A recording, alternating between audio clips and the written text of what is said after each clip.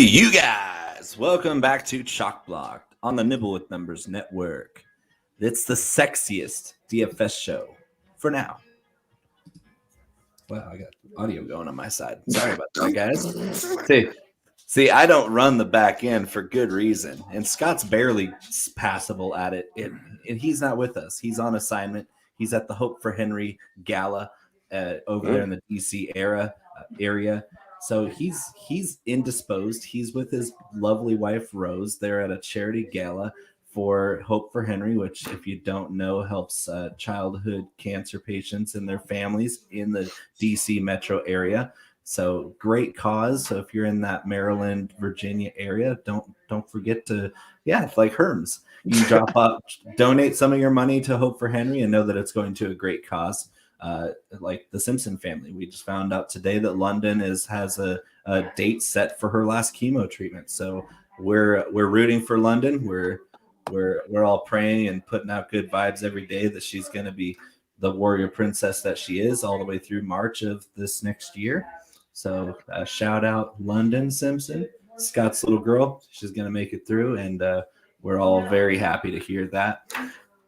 With Scott out of the picture, I had to invite some of my fellow thieves to the broadcast. Some of the sharpest minds in the business here. Maybe not for DFS, but I'll leave that to myself. Because I'm always so modest. That's what I'm known for, is being totally modest about my abilities as a DFS player, especially when I just keep beating Scott every week. But I am joined here to my right by a gentleman that I've been connected with on Twitter for over a year now, and he's one of the best in the biz, one of the hardest working gentlemen.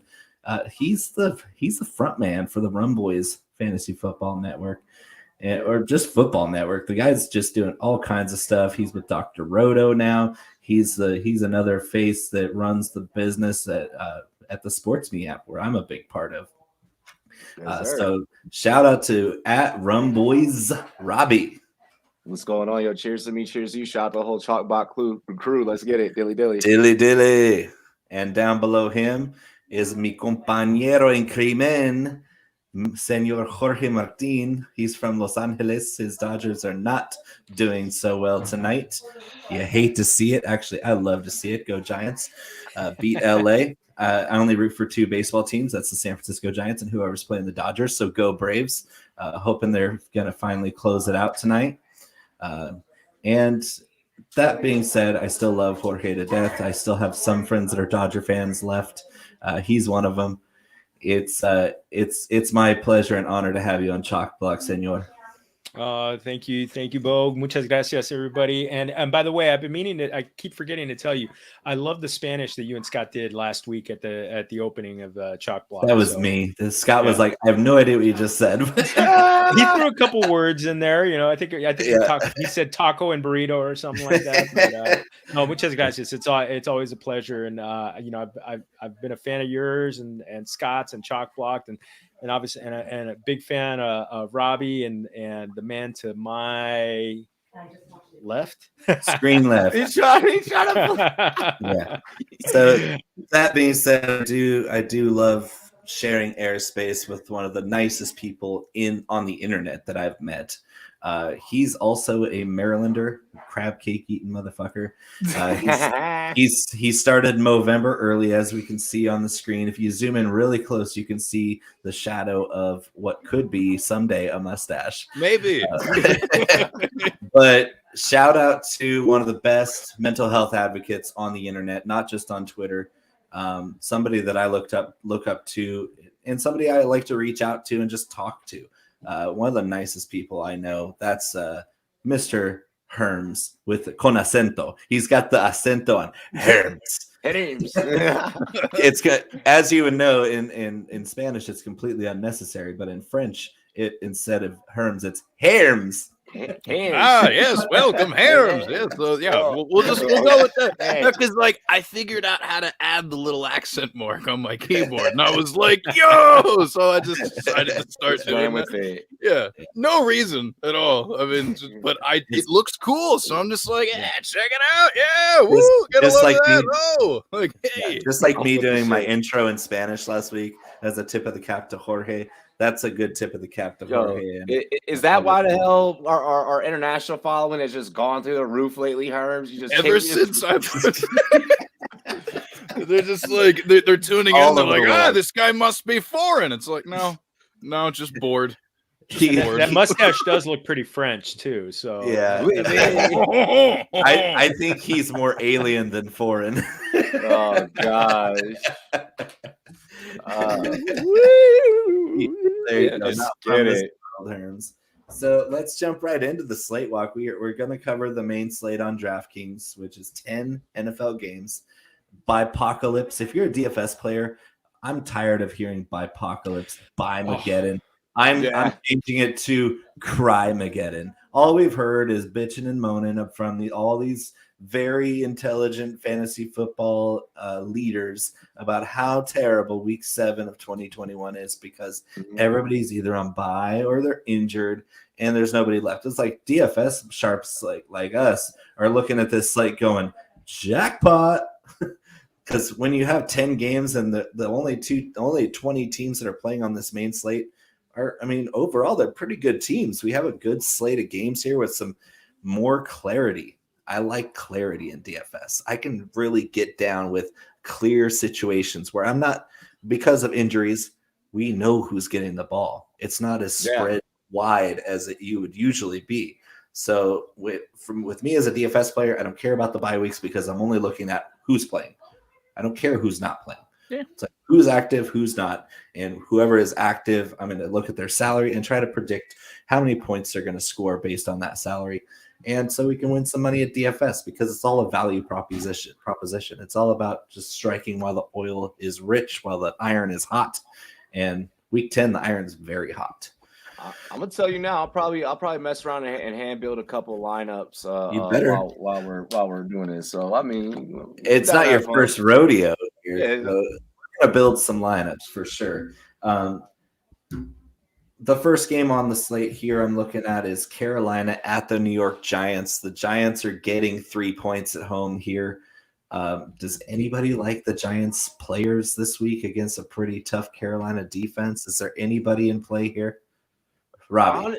Honestly, no. Like I don't think that like there's. That's the correct answer. The Giants suck. We hate their guts. Don't play New York Giants.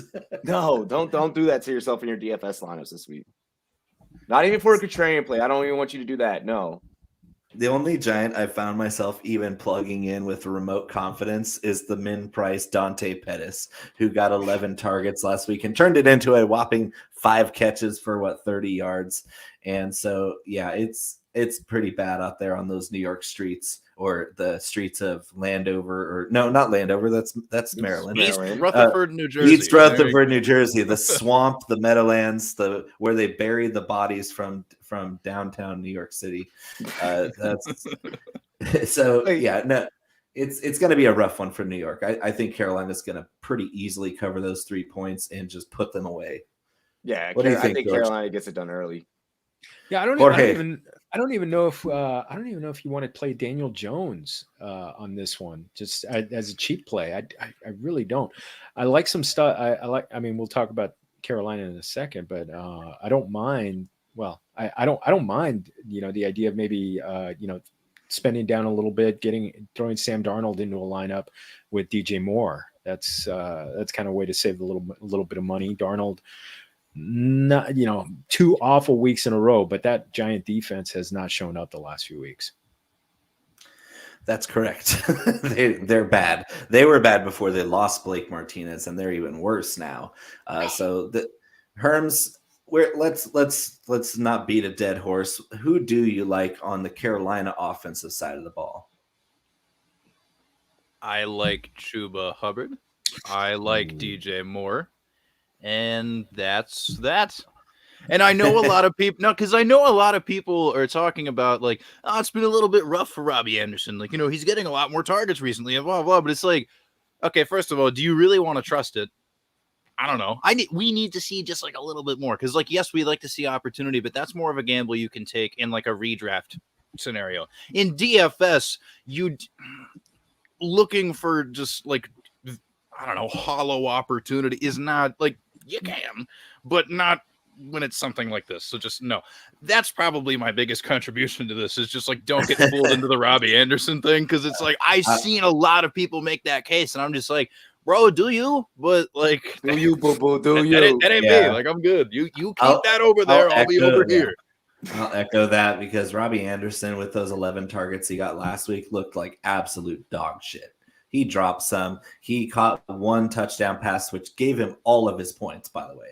He had 11 yards on 11 targets with the nice 6-point touchdown to give him 8 points for the ball game. That's pathetic. Woo. If you get 11 targets and you only score 11 points, and it's because you scored a little touchdown, give me a break. That's terrible. Touchdown. Yeah, little bitty touchdown. And DJ Moore is so much better. Like, you watch him, he's getting 10 plus targets every week, and he's actually doing something with it, because he's one of the best guys after the catch in this entire league. Darnold has looked okay. As long as Darnold keeps feeding DJ Moore, he's got a safe floor, because that's how good DJ Moore is. And Darnold also adds a little rushing element to this. So I do like that stack, especially when Darnold's only projected to have 1% rostership on the main slate. And DJ Moore, surprisingly, is down at 7% projected ownership or rostership. So that stack is in play, and the Chuba Hubbard chalk at 14% probably could be closer to 20 by kickoff. It's not that bad if you're going with a 1% quarterback and a 7% wide receiver that has 30-point plus upside. Robbie, anything you want to add to the Carolina side of the ball here? I mean, no. I mean, you guys said everything perfectly. In terms of costs, you got DJ Moore coming in at 7,100 for Sunday slate. I mean, I'd be willing to spend that for DJ Moore. I mean, but around that same range, you can also go, Chase or Ruggs, or some of these other guys we're going to bring up later. Right. Jorge, ¿qué tienes tú? DJ Moore's the guy I want. I want to play in this one. I think he's gonna. I think that I was doing a little research earlier, and the Giants have been getting beat. 100 yards. They've been getting beat in the past, and James Bradbury is not the guy that he was last year. And I think, who was it? They've had. I actually had some notes on that. Who was it? I think it was Mike Williams and a couple other guys have been beaten up. I mean, and they're number 28 against wide receivers right now. So give me DJ Moore. Give me DJ Moore. Oof. And usually you don't want to attack what you think is going to be a blowout, but in this case, I really do, because if Sam Darnold's not going to be on a very popular as an upside play down to his salary, that's a sneaky little stack option. Like what you said, Jorge, having the Darnold DJ Moore stack, even throw in Chuba if you're feeling frisky, because Chuba's going to get, I mean, as shitty of a football player as Chuba Hubbard is, he's going to get so much volume that it's going to be the Dearness Johnson show again, where it's like, yeah, he's not that fast. He can't break tackles and he can't catch, but he might still fall into 20 fantasy points, and you're not going to complain about it. Yeah. So it's the volume. I think he's got 40 carries in the last 2 weeks. Yeah, and it's just like, who? I mean, what? Yeah, give me. You can't turn that down. And I've been on the Chuba suck side since. Chuba does suck. Yeah, since after last season, where he didn't run very well against Big 12 defenses after he had a huge season in 2019. I'm off of him. I didn't like what I saw, and I still don't like what I see, but I do like the end result. It's a lot like Jalen Hurts. It's like, yeah, you watch him play football and you're like, ew. And then you see the point total at the end of the day, and it's like, okay, I can work with that. Like,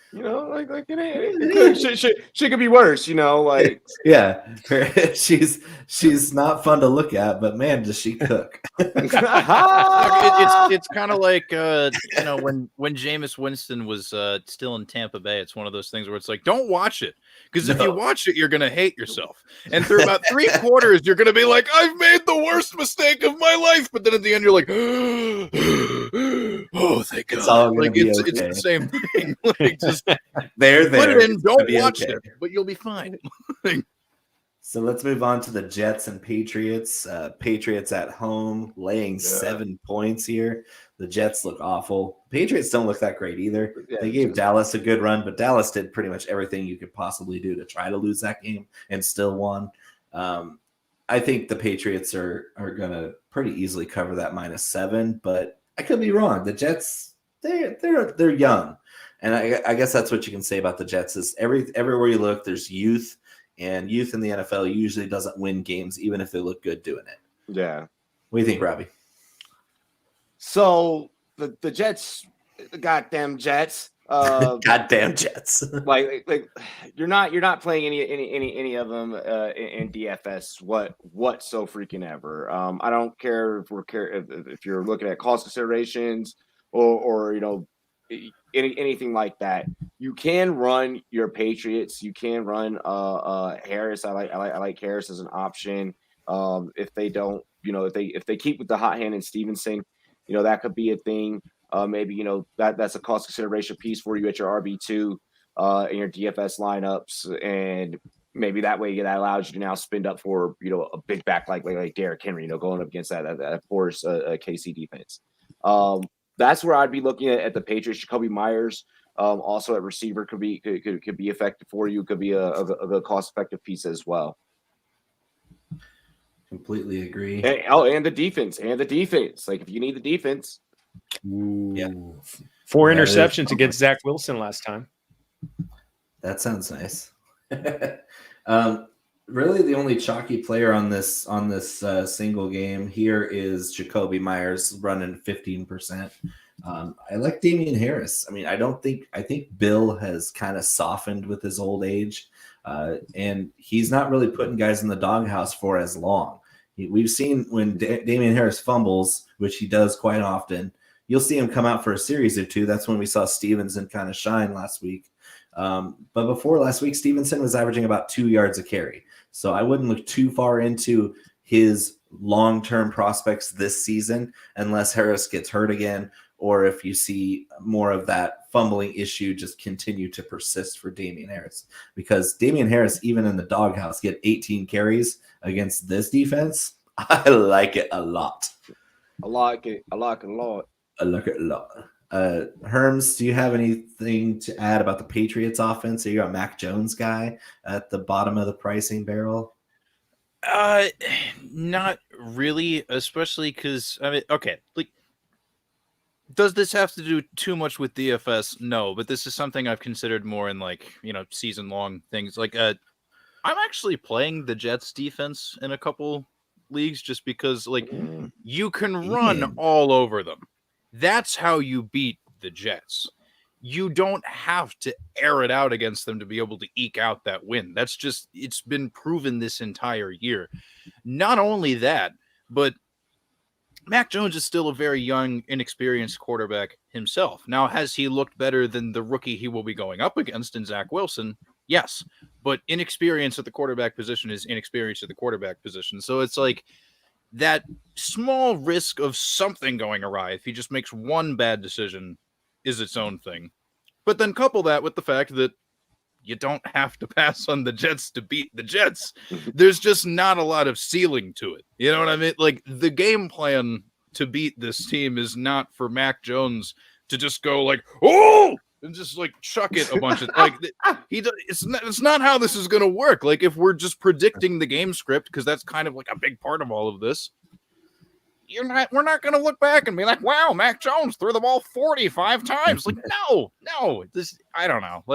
Hey, I'm not going to tell anybody what to do necessarily, but if I wouldn't do it. I wouldn't do it. Yeah, I kind of feel you there with I think it's going to be a run heavy approach for the Pats.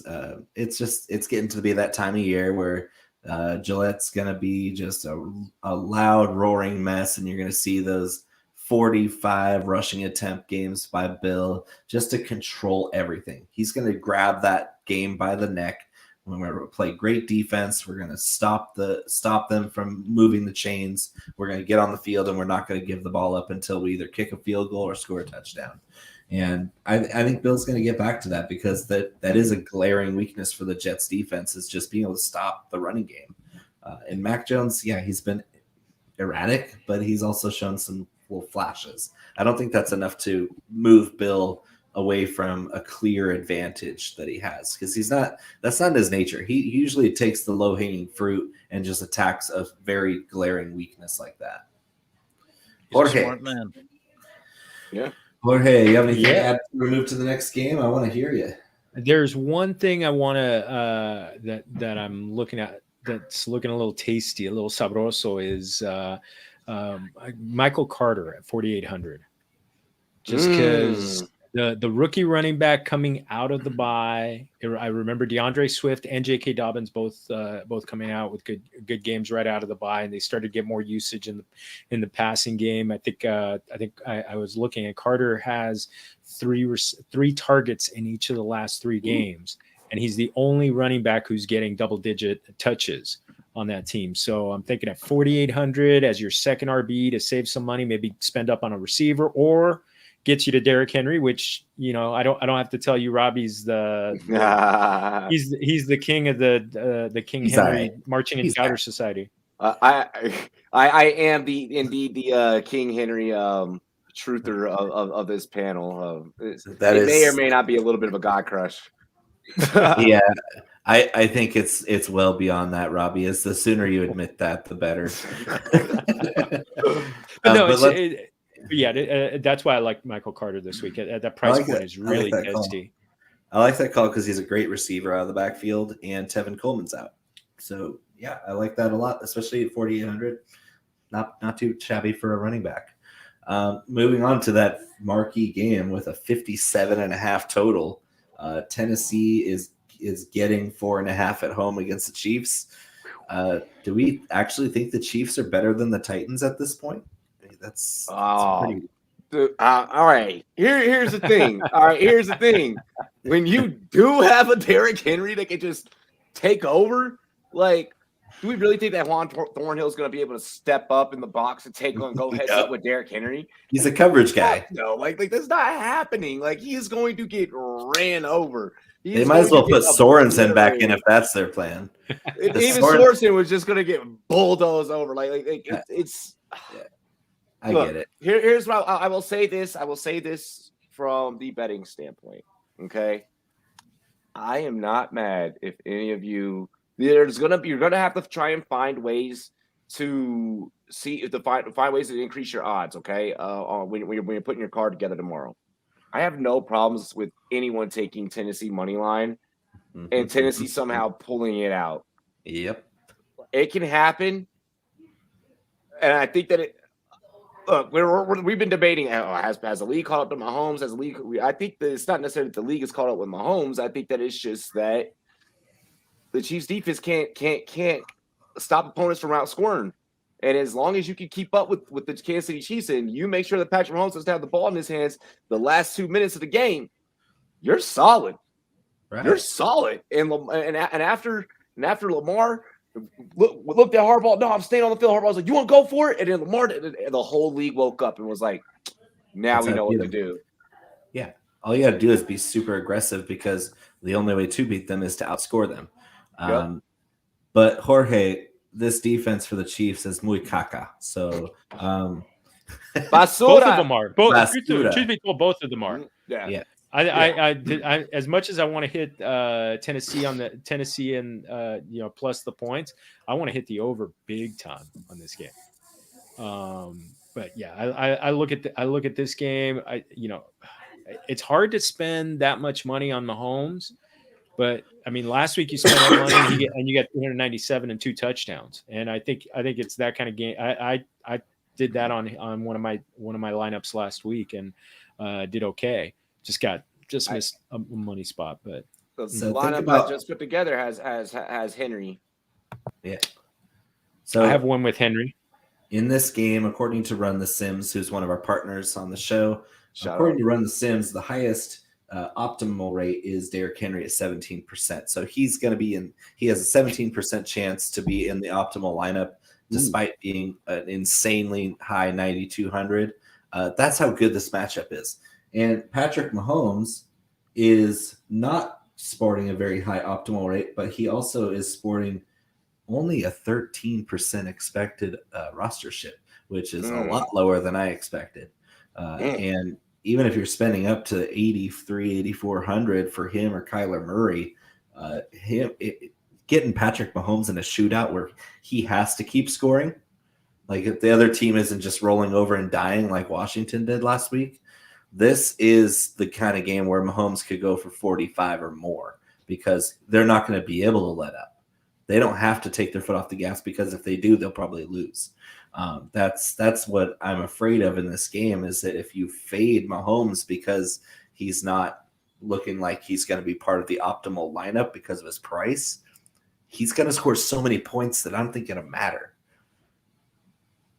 This is one of those weeks. This is one of those weeks that could be 400 plus yards and 3-4 touchdowns. It's very easy. And yeah, I mean, Tennessee is not going to stop. The only way they're going to stop him is by running Derrick Henry. And as we saw last week, he could take 176 yards to the house, easy money. And even against the best run defense in the league, which they don't have to play this week. Yes. Herms, I have a very direct question for Herms, though. Yes. I know you're aware of Kevin Byard covering the slot for Tennessee. That's why, even though the Titans haven't played any good tight ends, they are top 10 against the position. And Travis Kelce is coming off a stinger. And if you don't know what a stinger is, it's basically a pinched nerve in your neck from taking a shot to the head or neck area. And it's extremely painful and it limits your mobility, especially in the neck and shoulder area. So do you think Kelce's an easy fade here at the top of the tight end position pricing against a Tennessee defense that otherwise is pretty terrible? I mean, if you're going to go with a pricey tight end, I think you'd maybe want to look more at like a Kyle Pitts playing against Miami or something. You know what I mean? Like that's a significantly better. He's my guy. He's my guy. That's why I have. My gosh, I got you. Yeah, you know. So because I mean, this shit. Robbie hates Kyle Pitts. He has to come up on the show. If Robbie's on the show, I'm going to bring up Kyle Pitts. And now I have my amigo down here going, yeah, you might want to stand up on Kyle Pitts. Robbie and I have had many conversations about this, as I'm aware that you both have amongst yourselves as well. But the fact of the matter is, the tight end position is so wonky, even when there aren't a bunch of teams on a bye week. So your instinct is just like, oh, well, go with the sure thing or whatever. So you look toward the top anyway. So, yeah, I get the logic of like, oh, well, Travis Kelce. But like, no. Like, there's plenty of reasons you're going to want to avoid that. So it's just like, I don't know. Hear me out. My pick, man. I'm there for that. But yeah, I don't know, man. I will say, though, the one thing that I do have about this is I know a lot of people are still holding out hope for Ryan Tannehill because it's just like, oh, but the track record is so good. And like, yes, I get that bad for that long, guys. Yeah, and it's like I understand that, but like people, you have to learn when to give up if something's telling you like if it walks and sounds like a duck, it's a duck. So here's the thing: you know how many times Ryan Tannehill has scored over 20 fantasy points this year? 0. Oh, really? Just the one time. And it was barely over. I think it was like 20 point something or 21. Barely doing it. And I know that the Chiefs defense it's not even bend and break. It's bend, break itself, and then light itself on fire. Yeah. But like, no, it's not happening. It's not happening. This is the Derrick Henry show. What, like, Tannehill, he's a warm body out there that has to make a few key decisions here and there. He's not really doing this himself this year. You know what I mean? So, dude, I don't know. People are probably going to try and talk you into it, but those people are wrong people. I'm not necessarily trying to talk you into it, but I'm saying if it's going to happen with Tannehill, it's going to happen this week. It's going to happen. Yep. I had him last year, and I rode that there were some uneven games against the good defenses, but against the bad defenses, he showed up. And so, and you know what? AJ Brown came to play in the second half. That's Chipotle cleanse. Something that I want to add. It's pretty popular in Southern California to go on those juice cleanses, but you shouldn't do it via Chipotle at 2 a.m. because that's where the chorro comes. There's something I want to. I like how you hit the Mexican 2 a.m. joke. Like we've just been rolling with those for like the last like 2-3 days. Yeah, all week. Yeah. One thing that I do want to add in with this tight end conversation, there is a grouping between the cost of 47 down to down to about 3,700 that I'm willing to put my money on. Maybe you go Ricky Seals Jones so that way you can find a way to fit Lamar Jackson into your lineup. Going in that divisional matchup with Cincinnati. Maybe you go with get Sicky with Gesicki.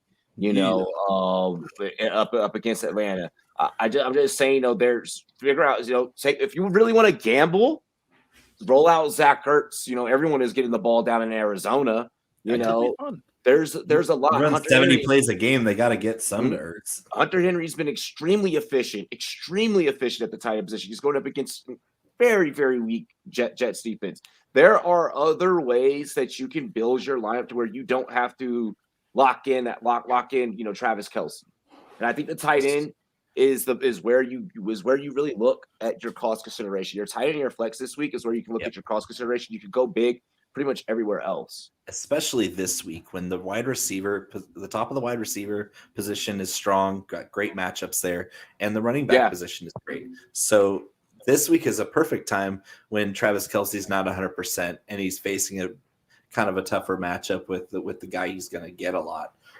This is the perfect time. If you're going to fade Kelce, this is the week. Just like it's the first week where we can say, hey, Tannehill's not looking too bad these days. Especially he's 2,000 cheaper than Mahomes. So if you think his points per dollar is going to be less than Mahomes, you're mistaken. Because if he puts up 20, 25 and Mahomes puts up 35, you're still at a better value with Tannehill because you can build more around him. Well, exactly. Yeah, you get $2 grand more. You could spend up, maybe get AJ Brown into your lineup, whereas you might not be able to if you've got Mahomes in your lineup. One of my spicy stacks was Tannehill, AJ Brown, Derrick Henry, and running it back with Tyreek Hill. Think about the hot, steamy sex coming off of that stack. Wow, that's some kinky shit, and I like it. I'm here for it. Don't be shaming my kink over here, Robbie. Oh, never. I never do, bro. Never do.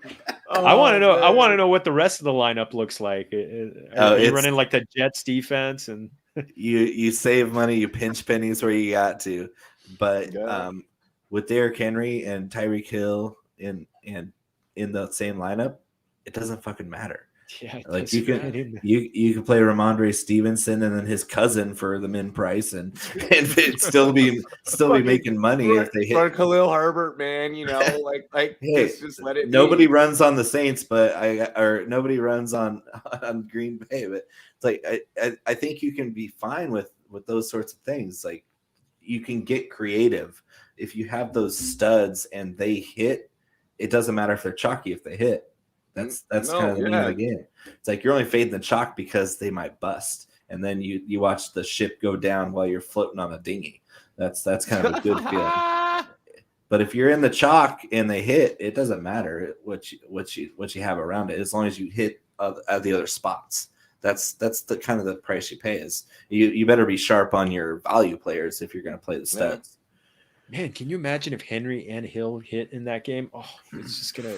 I think it's better. I think it's better than a 50-50 chance that they both do because they're both going to be featured heavily. And if you think, Tyreek Hill, deep thigh contusion, you know how painful that would be running full speed in a football game. What he did last week against Washington. Oh, he only had 22 points last week, running around with one leg dragging behind him. Only 22. Yeah. And now he's going up against the worst pair of corners in the National Football League. Just think about that.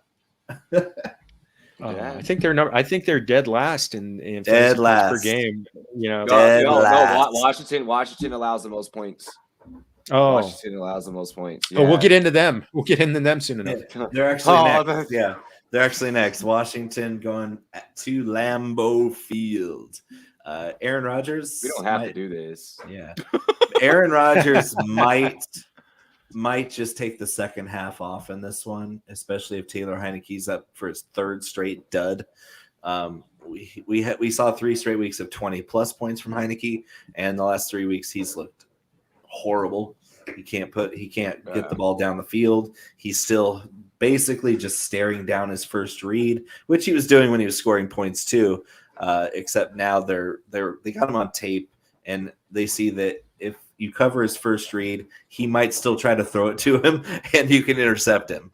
And if you cover him and he doesn't throw it, he's going to hold the ball too long and probably fumble.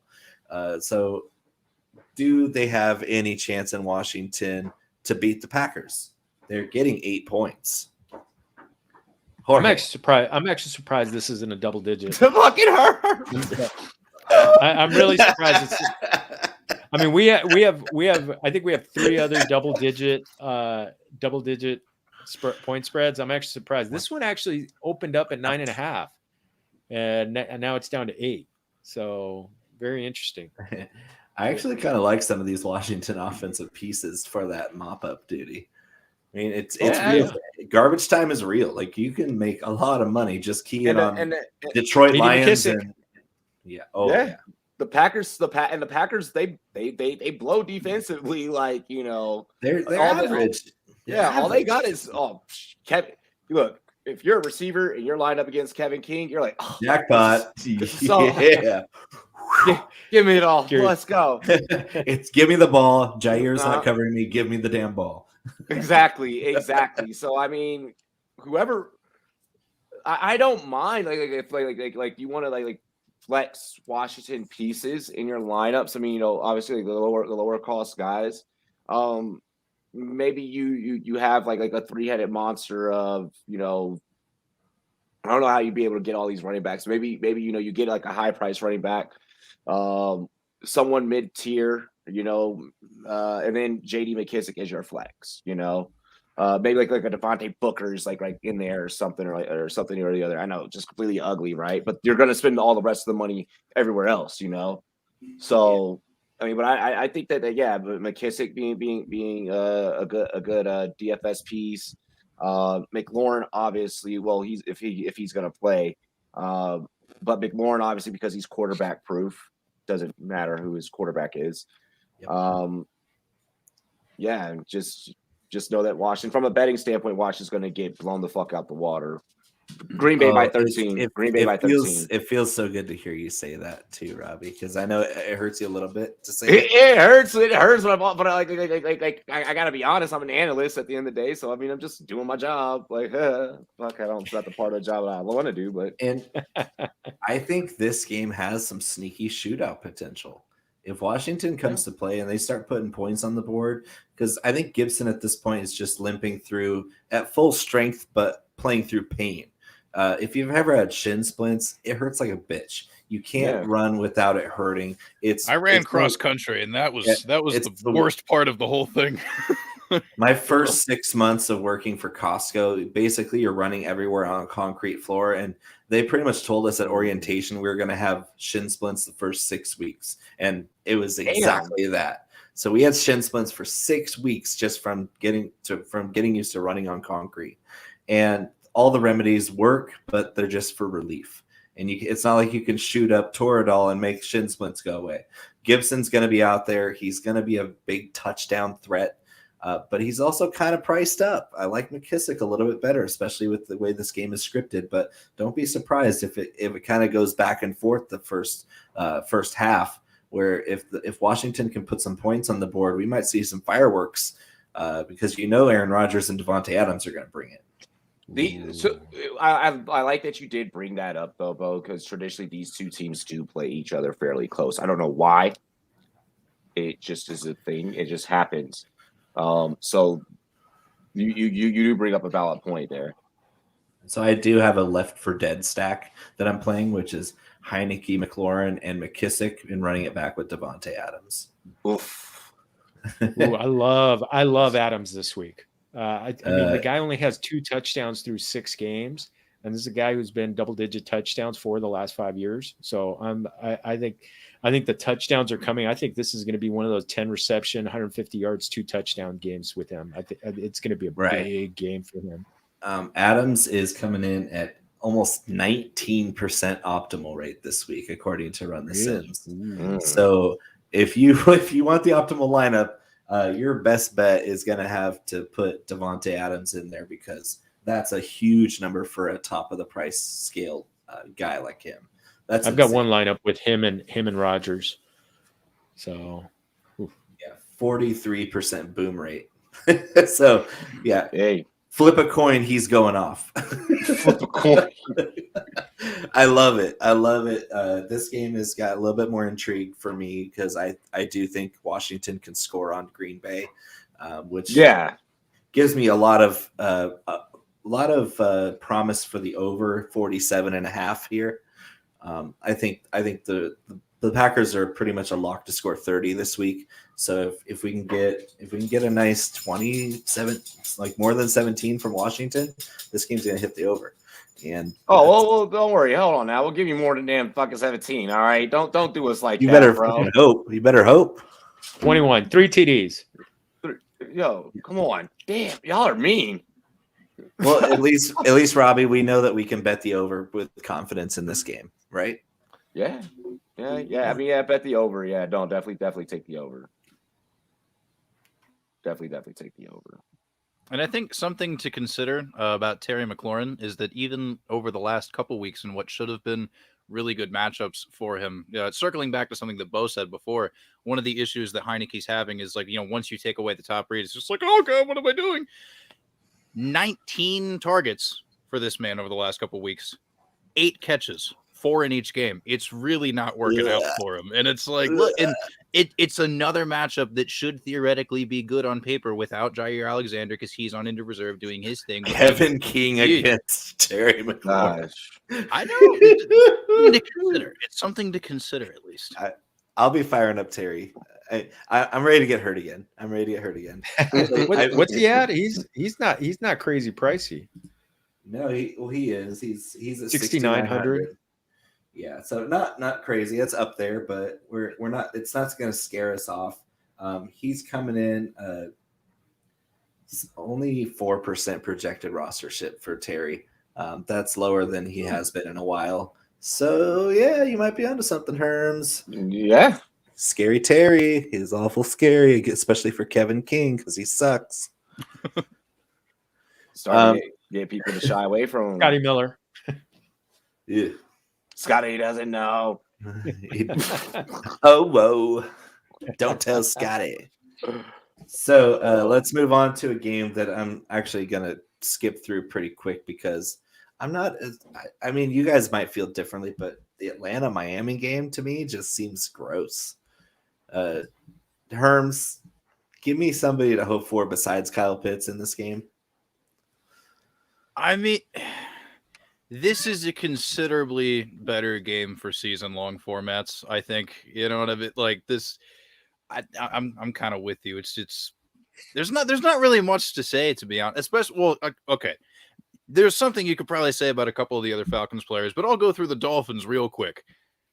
Just no. There you go.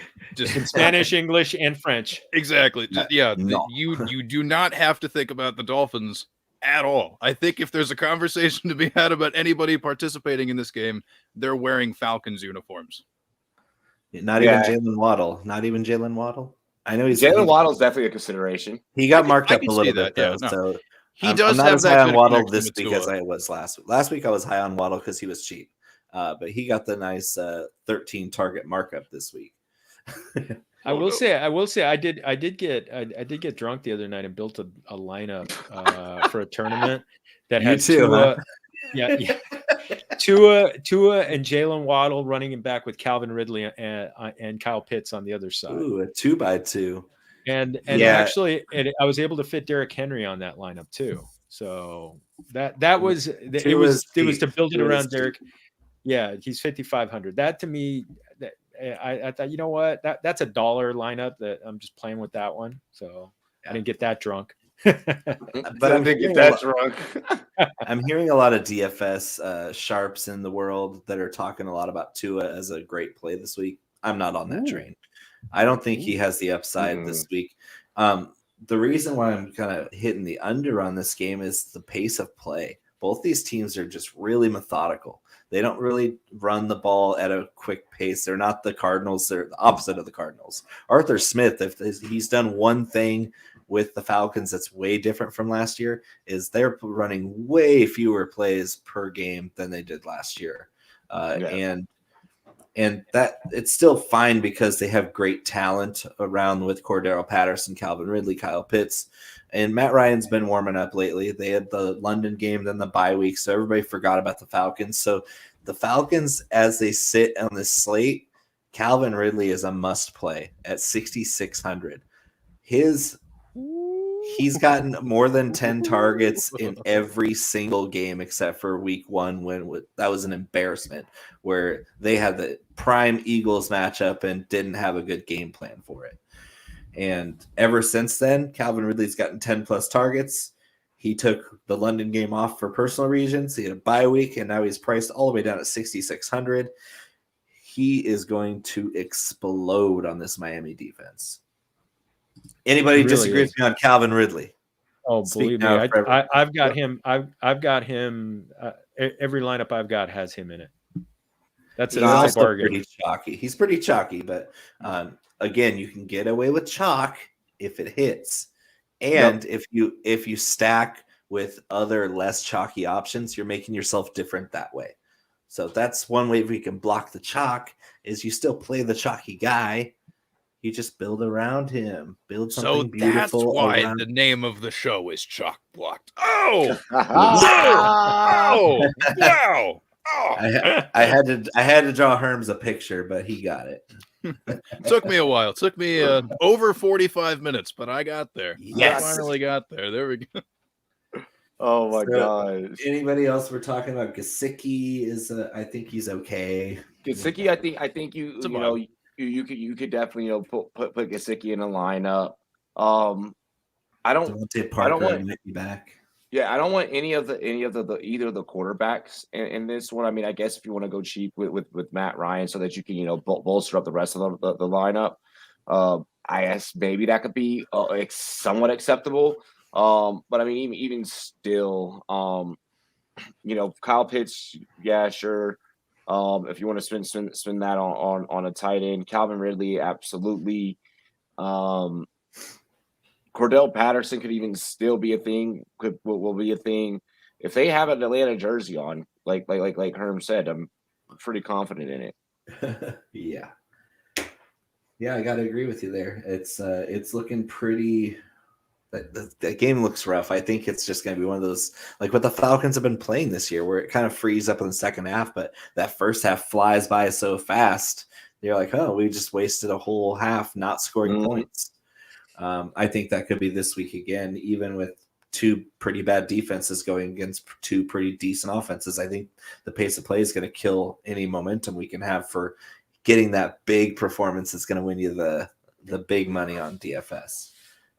Let's move on to a knockdown, drag-out AFC North battle between the Bengals and the Ravens. I actually love this game. This is going to be one of the best games. This could be game of the week. This is going to be a fun one to watch, even just for watching football, because these two teams hate each other. And they're going to be jawing. They're going to be fighting. It's in Baltimore. Those purple fans are going to be all kinds of nasty to the Bengals. Joe Mixon's coming off a great performance. Of course, you got Jamar Chase, who's just an absolute stone cold stud. Yep. And you have a pretty decent couple guys behind him with Tyler Boyd, T. Higgins, Joe Burrow. Got swag out the yin yang. That dude is an animal at quarterback. Yeah, coming off basically rebuilt his leg after last year, and he come out like nothing happened. You can't shake Joe Burrow. He's going in his second year. He looks like he's polished already. And he's got his favorite toy from LSU. This offense has been better than expected. This defense has been better than expected for the Bengals. These aren't your mama's Bengals this year. They're a winning football team. Yeah. And the Ravens might be in a trap game here. What do you think, Robbie? The Ravens could very well be in a trap game, but I mean, at the end of the day, that defense for the Ravens are pretty good. Joe Burrow and Jamar Chase, those two have pretty much been inevitable with their connection the whole year. This is a game that I feel like you want to get as much of it as you possibly can. You want to see if you get Lamar as your quarterback or either Joe Burrow as your quarterback. You want to see if you could stack them with one of their receiving options. Preferably Burrow with Chase or Lamar with Marquise. You maybe even Uzma could be a tight end. The defenses in this one, I'm staying away from both defenses just because I feel like that this is going to be both offenses are just going to give it to each other. There's going to be a bloodbath. It's going to be an all out war. Love it. Yeah, like this is going to be America's game of the week. Should be. And looking at the projections here on Run the Sims, we're seeing very high optimal levels for Marquise Brown, Mark Andrews, Jamar Chase, Joe Mixon, Lamar Jackson. It's looking really good out there. Jackson, 16% optimal rate is the third most in this game. Marquise Brown is coming in at 19% optimal because he's only 5,800. And he had a little sleepy, quiet week last week with Rashad Bateman coming back in. Bateman isn't quite as optimal because he's going to be popular. But 3,400 for what I think is one of the three best wide receivers in this class. A great class to be added to that statement. Bateman he's basically a clone of Stephon Diggs as a rookie out of Maryland for the Vikings. Yeah. Except he runs a 4.39 and Diggs doesn't. That's crazy to think that we have ourselves a Stephon Diggs clone as a rookie playing for the Ravens, and he's really fast too. The guy's got Velcro hands. He's one of the best route runners I've seen come out in a while. And we get to see both of these guys, him and Chase, in the same game in what could be a high-scoring game. I'm so excited for all of the players in this game. There is not a single skill position player that I'm fading in this game. Yeah, and I'm on all of them. Dude, the fact that Rashad Bateman missed so much time in the preseason, hasn't fresh off IR last week, immediately walks in and receives 6 targets. He's barely been participating with team activities and stuff just because he simply couldn't because of being hurt. But they trust him so much. They were just like, "Oh, you're back. All right, cool. Here, just go do this." Right. Boom, immediately. Like, wow, okay. Like, that really says something to me, man. Like, I really like him a lot for, not even just like this game, but also just like the rest of the year, dude. Like, wow. And also, small note, Devontae Freeman, maybe I'm saying if you're gonna look at the very bottom of the barrel, Latavius Murray's not playing. All right, you know how much the Ravens run the ball. I'm just saying. That means the Lamar might go for 50 here. So I just did a hand build. Lamar, Derrick Henry, J.D. McKissick, Marquise Brown, Jamar Chase, Calvin Ridley, Uzma, Bateman, and Raiders defense. Ooh. Holy mackerel, that's a great build. Robbie, send that one to me. I want to put. I said that to me. He's going to put that one in the Millie Maker. I got you. I love that lineup. And that brings me to CJ Uzomah, because for a guy at $3,000 on DraftKings, whoo, buddy, Baltimore is 29th against the tight end position. That's bad. They have played all the best tight ends so far. But Uzomah coming off the Achilles gives me all kinds of hope for Cam Akers next year, because Uzomah looks sharp. He looks good. He's athletic. He's big, and Joe Burrow loves him. It's been great. I mean, just watching it. I mean, what was it? I think it was 2 weeks ago. They connected for a couple of touchdowns. Yep. Just a fantastic one. And you know what? I think I'm glad that everybody here is talking about how this game could shoot, because last week was really the only week that Baltimore's been good on defense. And before that, they've been giving up points. And I mean, Carson Wentz threw 400 against them. So I think this game's going to go. Burrow's going to have himself a day. And I mean, Bo, you especially, 7,400 for Lamar Jackson. Is that just Way let's too just low. say that It's so fair. it's super low for him, especially in this matchup where if we remember his highlight reel, it has a lot of Bengals on it. His career highlights have a lot of Bengals on it. Yep. A couple of his most famous plays are against the Bengals, and he's sporting a nice hefty 70% boom rate this week. That's 7,400. And Oof. he's only going to be rostered 12% of the time. So let's see if I have anything up here, Lamar Jackson is going to be in a lot of my builds, and you don't need to stack him. You can if you want. There's plenty of options here in this game to get all kinds of jiggy with this game particularly. But if you want to go hog wild and run naked with Lamar, that's going to be a great play too. I was just going to ask if anybody thought of playing him naked because it seems intriguing. Though I do like Mark Andrews. Pads on, but other than that, I don't think that I don't like because of how like the way that I personally play like I'm always constantly chasing that extra cash. I don't think I could go out there and play without the stack. I feel like if I'm rostering him or Burrow, they are on, which I am probably everywhere in DFS tomorrow. I am gonna go ahead and I'm stacking both of them with their most dominant receivers. Love it. I'll get cheap elsewhere. Yeah. All right. This game is another one that it could go either way. I think Philly at Las Vegas it's a weird one. It's just weird. I think it could be a letdown game for the Raiders, who came to play really, really well last week against Denver. But who knows if that was just an adrenaline game after the week they had. The Eagles have been up and down all season. The Eagles suck. They're mostly down because they suck. But the Raiders might be the worst winning team in the NFL right now.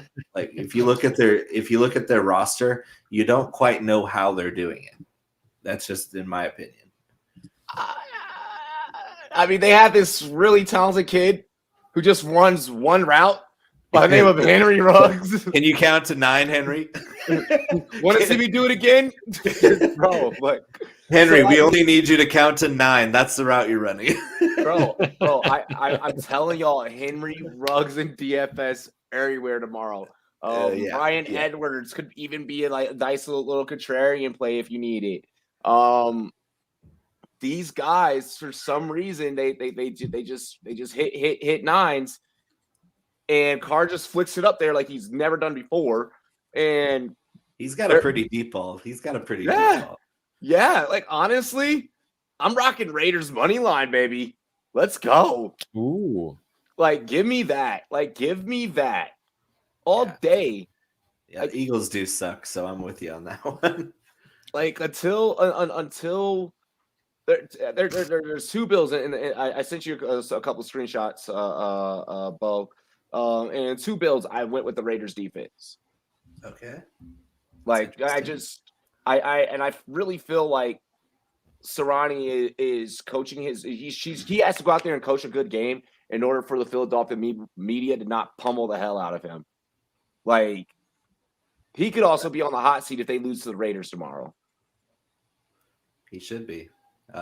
He's not planning games very well. I think what could save him is now that Zach Ertz is in Arizona, they can finally, him and Shane Steichen can go back to their little pipe dream of running nothing but 11 and 21 personnel with Miles Sanders getting a little bit more work, Dallas Goedert getting a more focused work in the passing game where he's not yielding to Zach Ertz running routes in 12 personnel.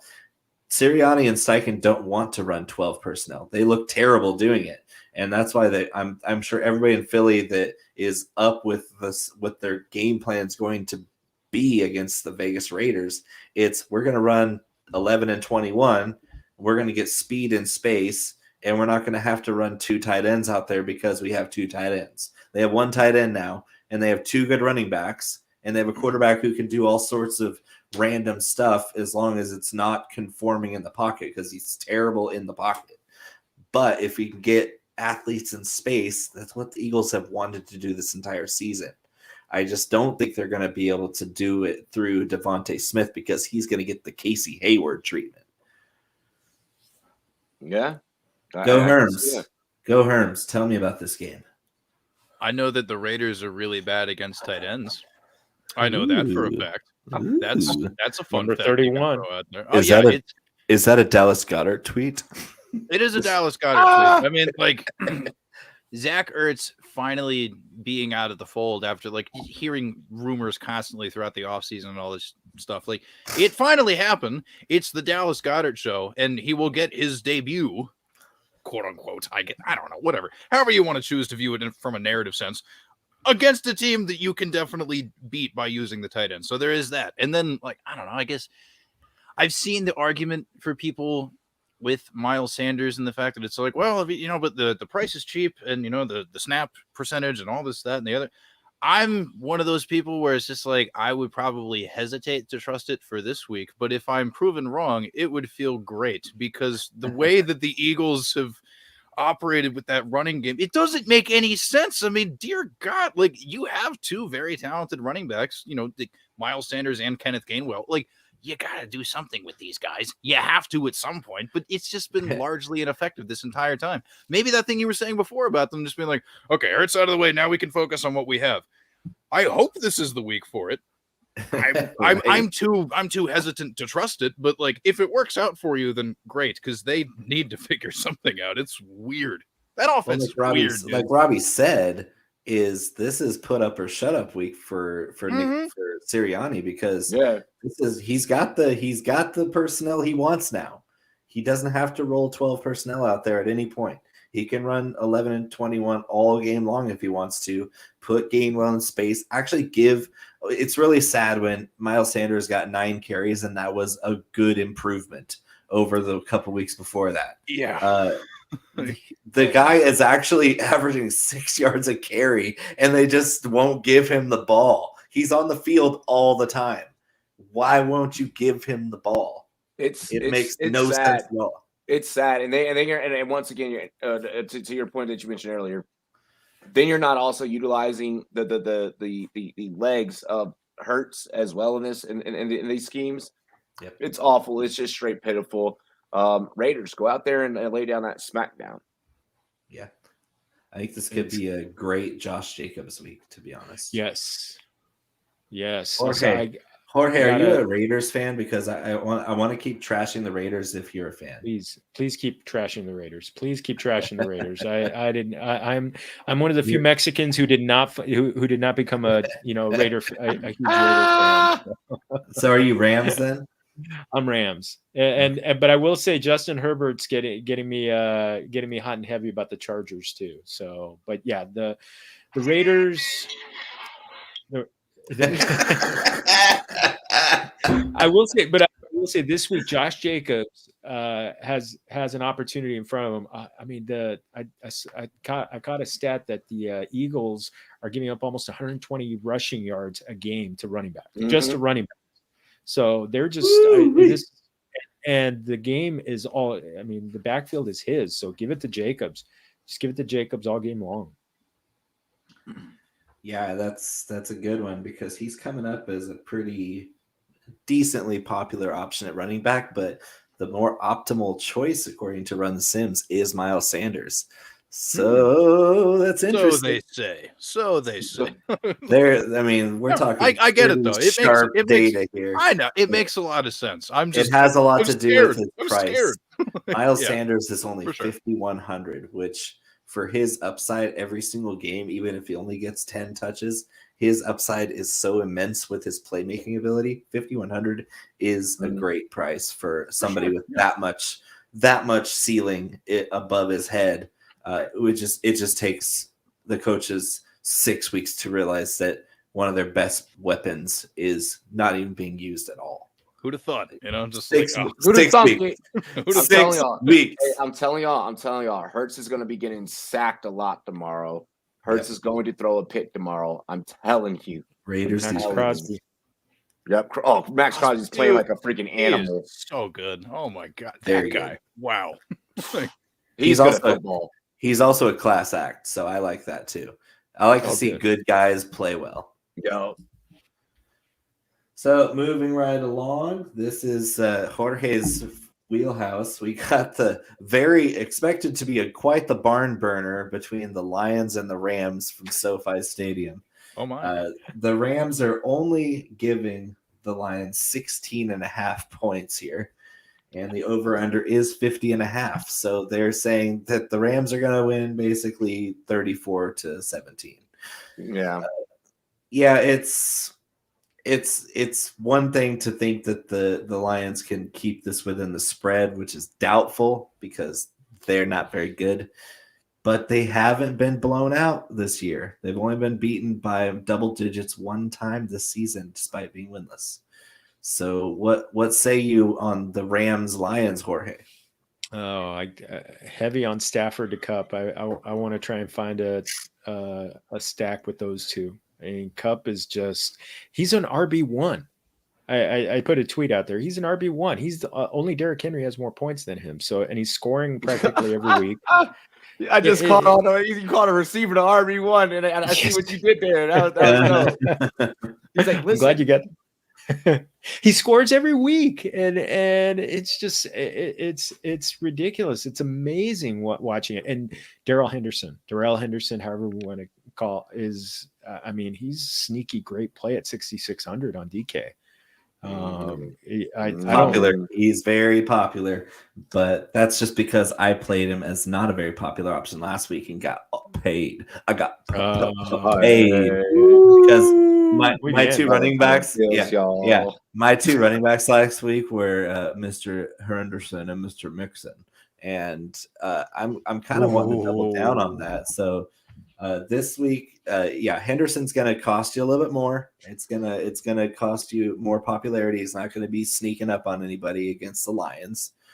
And Cup is going to be also pretty popular. They're both coming in at 20%, but DeAndre Swift is at 20% too. This is actually a more popular game than I thought. I thought a lot of the chalk would go to Kansas City, Tennessee, but some of it's kind of settling on this game with those three guys, Swift, Henderson, and Cup, are getting a ton of attention.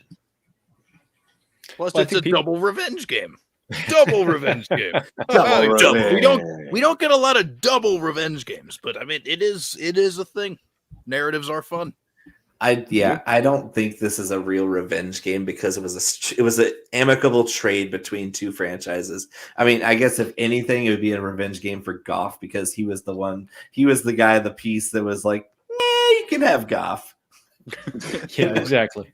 Yeah, so the Rams are like, we will mortgage our future to get Matthew Stafford. You can have Goff. We will give you 2 first-round draft picks, so you will take him off our. Please take Goff. Winless without Sean McVay as his head coach, Jared Goff. And Robbie, all three of you probably read my Pecan Takes article before the season started back in August. But I did say that Dan Campbell was going to bench Goff 3 separate times this year in the middle of games because he lacked that killer instinct. And guess where the quotes have been coming out saying this week is that Matt Campbell doesn't like that Goff doesn't take charge. He doesn't rise to the occasion. And so we might see some David Blau by the end of this game. And I think David Blau is one of the best backup quarterbacks in the NFL. Very interesting. Every time David Blau gets a chance to do balls. And this is the kind of game where if they get blown out by 30, you're going to see David Blau in the game. And that's going to be the first of the 3 benchings where Goff is going to start all the games that he's healthy for, but he's not going to finish all of them. And so go back to that and see how I was like, woo, I guess I got some kind of oracle in my head here because Jared Goff is Charmin soft. And he doesn't fit the mentality of this team because even though they haven't won any games, the Lions have been very respectable in their losses. They've kept everybody tight and they play their hearts out till it's triple zeros. And you kind of love to watch the Lions because they're never going to give up. Oh, they play hard all the time, and it's impressive. I mean, they've got some of the building blocks. They've got a line that they build on. It's just their secondary is it's decimated with injuries, so they're horrible. Yeah, look, they're making Herms kind of go off camera. If you make a Marylander vomit, you are really gross. Hey, it's tough, but I mean, I think it would be so embarrassing for Goff to get benched at his in his own back, where in his old stadium. So not even that. That'd be horrible. But but this game, it's just the talent deficit is just so huge. And I see why Swift is a popular player. I mean, he's getting so much work in the passing game because they're trailing so much. And God bless, I love it. I've been using him a lot in DFS and doing pretty good. So pretty well. Sorry. Swift is also what they call good at football. So it doesn't surprise me that he's putting up numbers. And the DraftKings algorithm hates DeAndre Swift. He's in a pretty decent matchup. The Rams aren't that good against running backs. They're kind of middle of the pack, 20th, I think. And Swift is 6,000 flat. Yep. And he hasn't been above 7,000 since week 2. And he's still averaging 18.2 DraftKings points per week. So whatever they're putting in for DraftKings to set the pricing the week in advance is whatever it is. They hate DeAndre Swift, and I love that about DraftKings because they're not marking my guy up. Use it up. Yeah, use it while you can. 6,000 flat. The guy's averaging a 3x value. One thing that I want to state here. As much as it is tempting to want to build lineups with maybe like a Stafford Cup type of stack, do be aware that this team is not going to. Henderson may be the play that you go with a lot more here. Yeah, I don't think that they're going to have to do a whole lot of passing. Right. Of all the games on the Sunday slate, I think that the quarterbacks I personally just really want to target more. I'll go back to what I said a couple of minutes ago.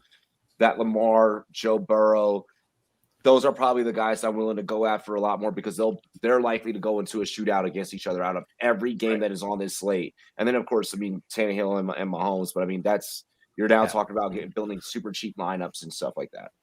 Right, and you want the back and forth. And I'm not sure that the Lions are up for the back and forth against a team like the Rams. So it's less likely. It is still possible, but it's less likely to be the back and forth game that you want for a quarterback stack in this game where we're expecting the Rams to just roll over them. Until Blau comes in. When that happens. Hey, somebody won $500,000 playing Geno Smith the week that he subbed in for Russell Wilson on the Showdown slate. So if you want to get crazy, you could throw him in a dollar lineup. Throw David Blau into a dollar lineup at 4,700 or whatever he is, and just say, "Fuck it, I'm gonna be crazy and stack up all the stuff around a dud quarterback." I mean, we've seen crazy shit like that, before, Bo. So yeah, I actually don't mind prescribing that. Off in half in the first quarter, and then you got Blau all game. I've got one sneaky play for this week. Deshaun Jackson. I think he's 3,400. He's also 3,400 years old. Yeah, but Stafford keeps throwing deep to him, and he's going to take a deep shot, and it gets that secondary. I think he gets past them one time and pays you off just like that. One of those 70-yarders. Stafford has that pretty deep ball too. He must have learned it from Derek Carr. Oh, he learned it from Clayton Kershaw. That's true. Yeah. They're buddies in Dallas growing up. So the next game, another one of these high spread, high total games. The Texans are going into Arizona. Texans have 1 win on the season. Arizona has all the wins on the season. They've looked great on offense. They've looked even more impressive on defense where we thought they would be weak coming into the year. So Houston has at least another week of Davis Mills because Tyrod Taylor isn't quite ready to come back from his hamstring injury. This is a game that could be ugly, but it also could be close if we see more of that defensive battle take take place here, but the Cardinals are obviously in play. Herms, is there anybody on the Houston side that you might want to target in DFS? not even Brandon Cooks. Huh? You could make the case for Brandon Cooks just because I mean, like, he's good no matter what, somehow, all the time. But other than that, but it is a David Johnson revenge game, and that is for true. the same reason we have a revenge game for Jared Goff, because he was the piece of the trade that nobody really cared about. We know DeAndre Hopkins is he's going to want to go absolutely nuclear on Houston. I'm sure he's been in Cliff Kingsbury and Kyler Murray's ear all week long. Give me 20 targets. I want to destroy. He's going to want to curb stomp this Cal McNair, Jack Easterby team in his new house. Say, hey, look at these new digs. It's over for you. They call him Nuke for a reason. It's his nickname. Of course he will. Like, it's just, oh man, dude, that's going to be fun to watch. I'm really looking forward to that. D-Hop is gonna he's gonna fuck them over 6 different ways till Sunday. It's gonna be so bad, and I don't even feel bad for Houston fans. I don't feel bad for Houston in general right now. Houston has fans. Oh wow, yeah, that's right. Right. They have like one. Coach Craig is a Houston fan. That's it. Miles, like there's a couple guys out there. I got a buddy of mine who's a Houston fan. He's a Dodger fan too. I don't understand how he's Texans and Dodgers. So odd combo. Very odd combo. But no, it's only Brandon Cooks on the Houston side. I can't see anybody else for DFS, and on the others, I agree with Robbie. I mean, it's going to be D-Hop, but they just spread the ball around to so many people. It's it's fascinating how they're able. You can't predict where it's going to be Christian Kirk one week, Rondale Moore, AJ Green. Now you got Zach Ertz in the play. It's muy interesante. I've done built since this show has started. By the way, I've done built 4 lineups already. 5 lineups. I'm just going through clicking. As we're talking, I'm like, huh. We love that about you. I just did. Hey, you know what? I hear you because I just did one that has Lamar Jackson, Derrick Henry, and Devontae Adams on it. So it's dirty explosion, explosion with $0 left. Oh yeah, I'm sure you had no money left after that. You left an empty flex spot. Deshaun Jackson's in my flex spot. So I like that a lot. Rondale Moore and Deshaun Jackson are the two low price receivers. Viva la bomba! Oh, viva la bomba! Hey, feel free to ask me anything. I got Tommy Tremble in a flex spot. Yeah, AMA Tommy Tremble, Golden Domer. I played him last week and he sucked. So he never did though. The Panthers love it. The Panthers love Tommy Tremble. Oh, Tommy Tremble. We have one more game on the slate walk. Take a little turn on the slate walk. This is going to be a good one. I think this is going to be a really close one. Inside the 11.5 points the Bucks are laying here against the Chicago Bears. I think this is a low-scoring game where these two teams are going to come down to the end of the fourth quarter. Who's going to win? Tom Brady probably. But the Bears are going to keep it close. I believe that the two defenses are going to play better than they have up to this point. But that being said, Tampa Bay has all the weapons that you like for DFS, and it's clarity. Remember, it's clarity season with the Cry-mageddon. Week 7 has provided us clarity in the form of Gronk and Antonio Brown out with injuries. So Chris Godwin, Mike Evans, Cameron Brate, OJ Howard, but usually just the first two. They're going to be very, very appetizing, especially with Tom Brady in a stack. I don't always play Tom Brady Bucks stacks, but when I do, it hits. I prefer Dos Equis. I feel very sexy. I'm a Russian actor playing a Mexican man. Yeah, that is such a weird commercial. Yeah. With this, they're good though. Yeah, they are. It is a good beer. With this game, fellas, like it's so hard for me to get excited about this one. Because I feel like Brady is going to win. It is going to be heavily into the Bucks' favor. I just I don't know if I want to necessarily invest, heavily in those DFS pieces because it could even be a low scoring game. That Bears defense is actually pretty freaking good. So I mean there is that, but and I mean Tom Brady has always done well against opposing rookie quarterbacks. Fields is going to be the starter. Like that Bucks defense is probably going to fluster the hell out of Fields. So, I mean, of course, yeah. If you can afford it, if you can make it happen. I mean, but you're paying top dollar for all of these Bucks players and all these Bucks pieces. 7,700 for Brady. The backs are fairly affordable. I mean, Fournette at 6,400. The receivers get super expensive. Evans at 6,500. You got AB out, which sucks because that's probably the guy that you want to target the most. No. You could. Chris Godwin's under 6K. Yeah, Chris Godwin's at 5,900. Yeah. Chris Godwin is the epitome of chalk this week. Exactly. I mean, but it's like, but then for that same price, it's like, well, there's going to be a shootout in Baltimore, and at 5,800, I can go Marquise Brown. So it's like, If you can't have Antonio Brown, you take his cousin. That's how this works. The artist formerly known as Hollywood, he now goes by Inglewood. Yeah, the tight ends aren't expensive in this matchup, but it's like, are those the guys that you really want to roster at the tight end position?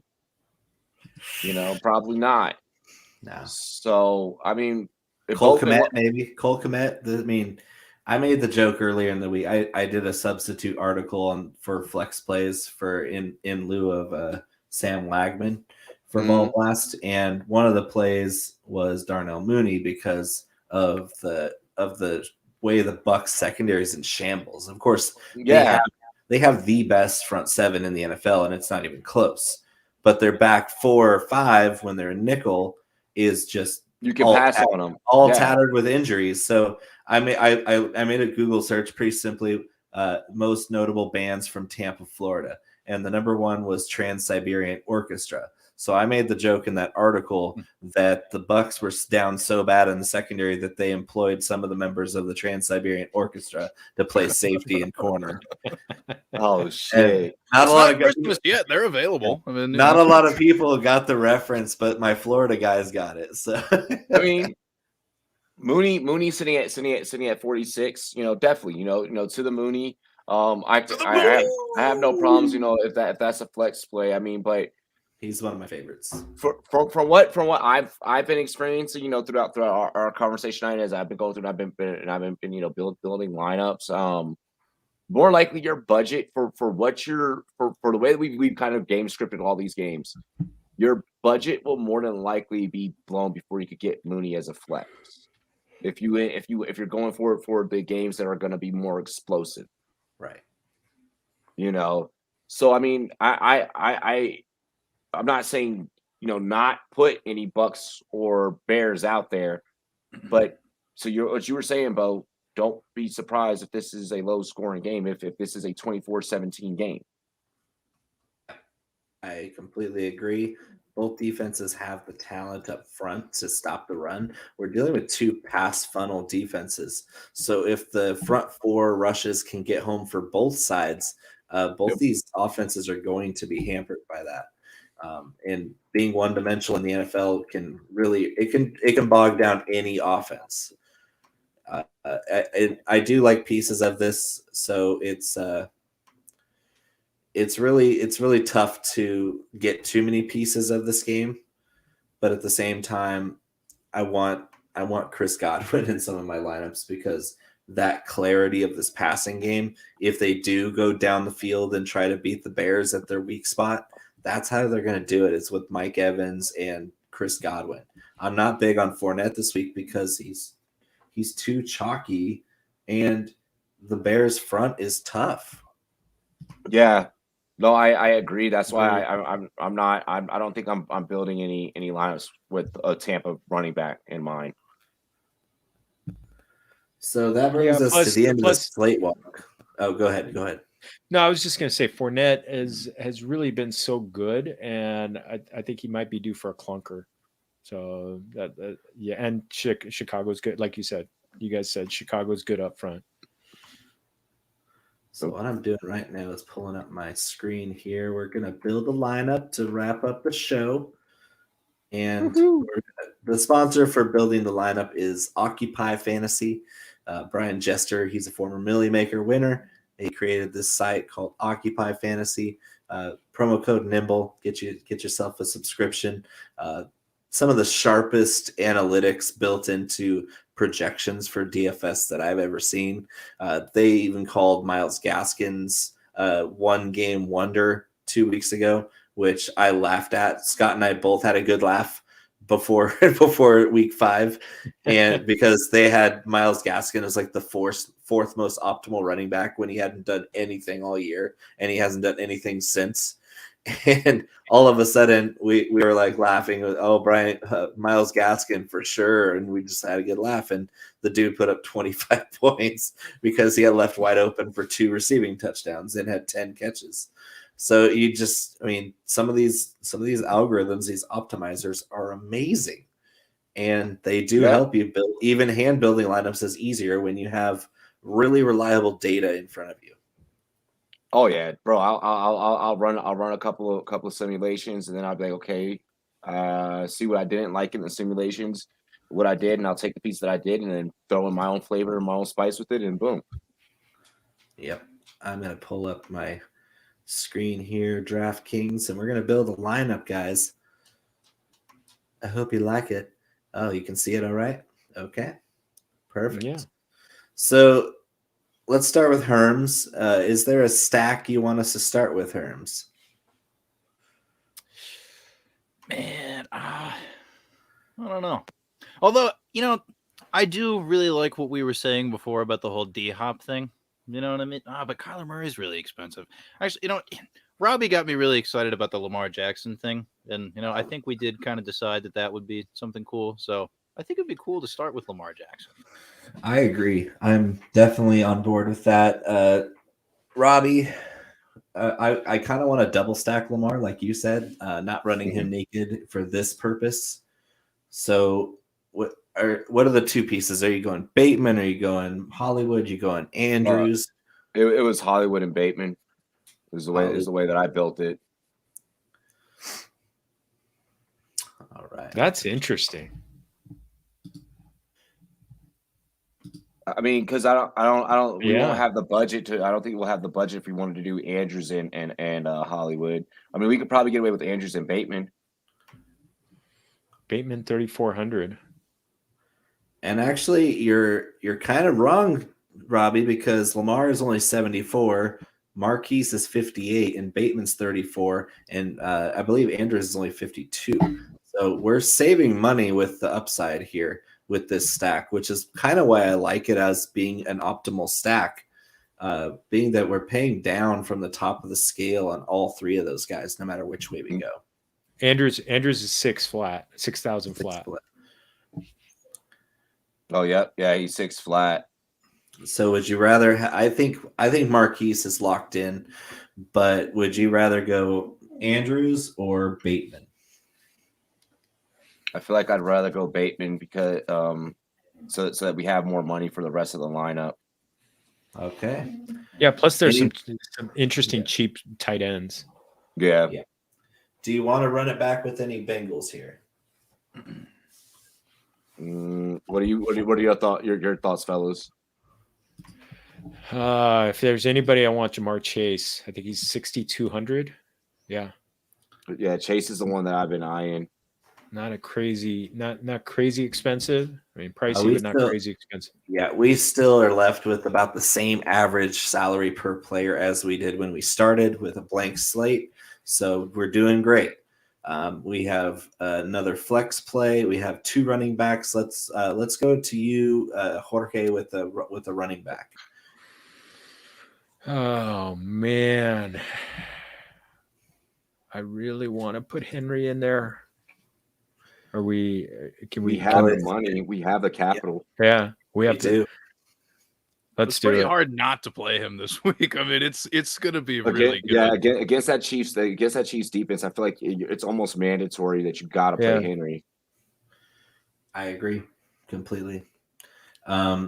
Let's see. Let's go with the tight end position. We can spend up, we can spend down. We're still pretty good. I think other than Kelsey, I can go with any of the options, top or bottom. I'm wondering if we can somehow have enough to where if we get a cheap tier tight end, if we have enough to where we could end up with Henry and Henderson on the lineup. I want to don't think see that it's- where Ricky Seals Jones is. To be honest, that's 37, and that's still 3,700. That's still an optimal lineup there. I love Seals Jones because he's getting Yeah. all the work, every single piece of the work for Washington. Yeah, Are we all in agreement there? Ricky Seals Yeah. Jones? volume at tight end is something you can't find this deep, really. So if there's one available to you, it is Ricky Seals Jones. And they're going to Yeah. be throwing all game long. And they used him last week. I think that's a great play. So that gives us more salary relief. We can go defense now to see what we have left for our flex and our running back. That sounds like a great idea. This is kind of how I build it out anyway. I start with the stack, then I get my top running back, and then I just kind of piece it together after that. But I like to see what I have on the defensive side before I fill my Patriots. last two spots. Patriots only 3,400. If you go down a little bit more, Arizona against Houston at 3,100. Ooh. I love that one. I believe Yeah. a lot Tons in of that. stacks. Because I think Lormy Tunsil's out for this game. So they're going to be, they're just Yeah, gonna go with Arizona and save the money. Yeah, They've and had a now- couple stinkers, but they're a very, very talented unit. They're And they're going to be able home. to eat with this. Yeah. They're Down- home. They're going to have that loud crowd behind them. The only other options I've seen that look good down here, maybe the Eagles against the Raiders or Bears against Tampa, if you think of that low scoring narrative. But 3,100 for Cardinals seems like a mistake price, and it's not coming in too overly popular. So I think that's a great way to have. Davis Mills. We have 11,200 left. So Let's go. Daryl Henderson, yeah. Yeah, Daryl Henderson, yo. And that means our flex at 4,600. Let's go down to where those guys are. Where the boys are. Oh, we might get something decent. Yeah. So we got Mooney. We got Dallas Goddard's there. AJ Dillon. We got Dallas Goddard. We can leave some money on the table to get Rondale Moore, which I'm not huge on this week. Mecole Hardman is a sneaky one, but Dallas. I don't mind Mooney. I was going to say, I mean, that's still, we just got finished talking about that. That could be something. If there's a week for the Bears to be able to really, really put it together through the air, it's this. Talk about upside at wide receiver. Brown, Bateman, Chase, and Mooney as our wide receivers. We have our Derrick Henry. We have our Lamar Jackson. We have the Cardinals defense in a primo matchup. And, of course, Darrell Henderson against the Detroit Lions. That's Drool City. I'm building that lineup right now. I'm literally building that shit right now. Hold on. Man. That is sexy. That's sexy right there. So this is definitely a GPP build. This is a high risk, high reward, and it's going to shoot for the moon or it's going to blow up in the atmosphere. And either way, we have to shoot for the moon in this GPP contests with lineups like this. If you're going to go chalky with Derrick Henry or spend at 9,200 for Derrick Henry, and you're going to have to get creative with your lower price options. And the fact that we got Mooney and Seals Jones, who I both love this week, as our value picks, and the Rashad Bateman is a little chalkier of a value pick, but man, his ability, guys, we're about to see it again. I can't wait to watch this lineup pretty closely on Sunday. It's gonna be rather interesting. You know, and I like how we kind of stuck to our guns with a lot of what we were saying. You know, hey, we were believing in that Bengals matchup to be high power, high octane. We go Chase, we go Brown, we get Lamar. You know, we keyed in on that one. A lot of the upside that we were talking about with Ricky Seals Jones. You know, what you mentioned about Mooney and what you wrote in your article. We knew that we needed to get Henry in there somehow. We talked about Hendos. Like it just really worked out super well for us. Well, we're four very intelligent human beings. I can speak for myself and for all three of you. Yes. Herms, any final thoughts on our slate walk / lineup build? Are you playing any DFS this weekend? Are you going to now if you weren't before? I love playing DFS, but I really like doing like those single game contests. That's more of my thing. I like to do that. I like to go with the captain and you're picking the flex. Showdown. The showdowns are the shit. That's more of what I do personally, and I will be doing that. I'm really looking forward to the primetime games. Those, it's not only just like Monday night. That could be a fun one, but even the Sunday night game. I mean, like I'm feeling that. I'm feeling that could be a lot of fun. So I've got some thoughts about that, but that's not what the show was about. So, well, FYI, there's gonna be a lot of rain in that game tomorrow night, so keep that in mind. Yep. Oh, every handicapper's dream is handicapping a bad weather game. Oh, it's gonna be moist. And if it triggers you to hear the word moist, I'm going to say it more. We're actually here in Northern California. We are expecting more than an inch of rain just tomorrow.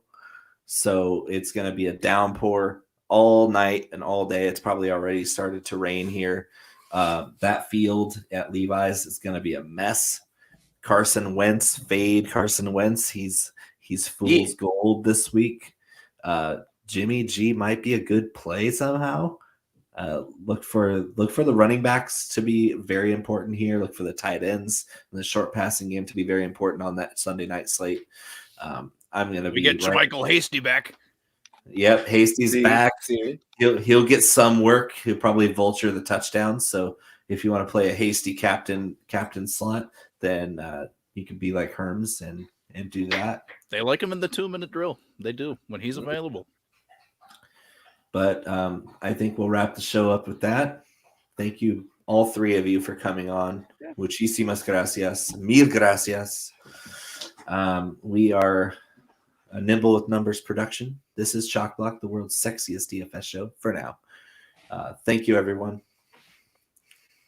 Salud.